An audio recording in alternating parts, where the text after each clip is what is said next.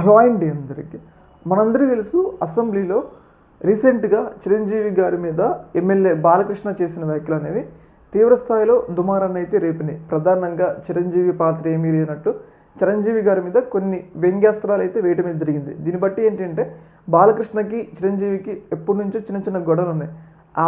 ఆ గొడవలు అనేవి ఇప్పుడు బహిర్గతంగా బయటపడినాయి అని చెప్పేసి మనకైతే క్లియర్గా అర్థమవుతుంది అనమాట. అయితే ఈ అంశంలో ప్రధానంగా వైసీపీ మాత్రం చిరంజీవికి సపోర్ట్గా నిలుస్తున్నారనమాట. ఎందుకు అంటే గతంలో ఒక తప్పుడు ఆరోపణ జగన్మోహన్ రెడ్డి గారి మీద వైసీపీ మీద చేశారు. ఏంటంటే చిరంజీవిని జగన్మోహన్ రెడ్డి పిలిపించుకొని అవమానపరిచారు, సినిమా వాళ్ళంటే అంత చులకన అని చెప్పేసి అప్పట్లో ఈ యొక్క అంశాన్ని పెద్ద స్థాయిలో జగన్మోహన్ రెడ్డికి వైసీపీకి వ్యతిరేకంగా వాడారు. కానీ చిరంజీవి రీసెంట్గా ఒక పత్రికా ప్రకటన రిలీజ్ చేయడం జరిగింది.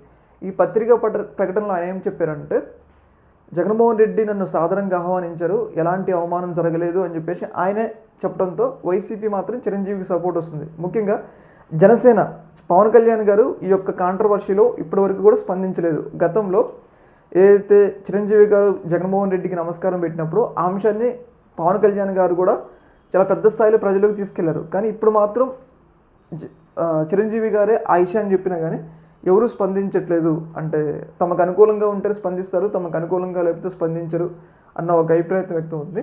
ప్రధానంగా ఇప్పటికైనా చిరంజీవి నోరు విప్పడంతో వైసీపీ మాత్రం చాలా హర్షం వ్యక్తం చేస్తుంది. అంటే అప్పుడు జరిగిన తప్పుడు ప్రచారం మాత్రం అబద్ధం అని చెప్పేసి వైసీపీ హర్షం వ్యక్తం చేస్తుంది. ప్రధానంగా ఈ అంశాన్ని చిరంజీవి గారు ఈ అంశాన్ని ఎన్నికల ముందే చెప్పాల్సింది. అంటే తనకి ఎలాంటి అవమానం జరగలేదని చెప్పేసి ఎన్నికల ముందే చెప్పాల్సింది. కాకపోతే ఇప్పుడు చెప్పారు. అంటే జగన్మోహన్ రెడ్డికి జరగాల్సిన నష్టం అయితే జరిగిపోయిందనమాట. ఈ యొక్క అంశంలో మీ యొక్క అభిప్రాయాన్ని కామెంట్ సెక్షన్లో తెలియజేయండి. ఒక మినిట్.